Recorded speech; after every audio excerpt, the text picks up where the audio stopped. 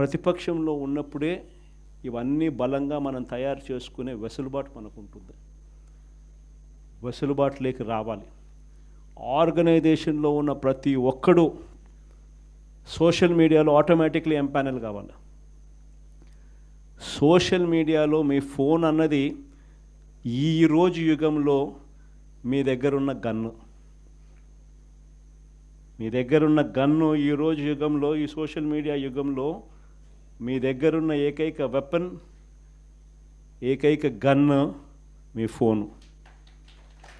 Organisation పరంగా మీరు దాంట్లో ఎంపానల్ అయిపోయి ఉండాలి. మీతో పాటు మీరు క్రియేట్ చేసి ఆర్గనైజేషన్ గ్రామస్థాయి దాకా కూడా ఆ ఆర్గనైజేషన్లో పార్టీ కావాలి. ప్రతి ఒక్కరి చేతిలోనూ కూడా మీకు అన్యాయం జరిగితే ఆ అన్యాయం నాకు జరిగింది అని చెప్పి మీరు ఆ మాధ్యమంలో మీరు చెబితే ఆ మాధ్యమం ద్వారా పార్టీ హైకమాండ్ మా దాకా కూడా తెలియడమే కాకుండా రాష్ట్ర వ్యాప్తంగా ఉన్న మొత్తం వైఎస్ఆర్సీపీ శ్రేణులందరికీ కూడా ఈ మెసేజ్ వెళ్ళిపోవాలి.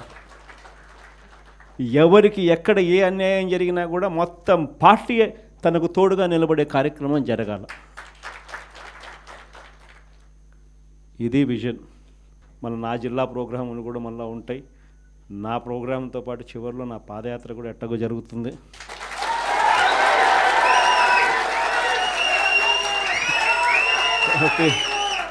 కాబట్టి ఆ టైం వచ్చినప్పుడు ఇంకా మీతో ఇంకా ఎక్కువ మమేకమయ్యే పరిస్థితి ఉంటుంది. ఇంకా ఎక్కువ మీ జిల్లాలలో మీతో పాటు కలిసి ప్రయాణం చేసే పరిస్థితులు ఉంటాయి. ఆ కలిసి ప్రయాణం చేసే పరిస్థితిలో మిమ్మల్ని ప్రతి ఒక్కరిని పేరు పేరున పిలిచే పరిస్థితి కూడా ఖచ్చితంగా ఉంటుందని కూడా చెప్తాను.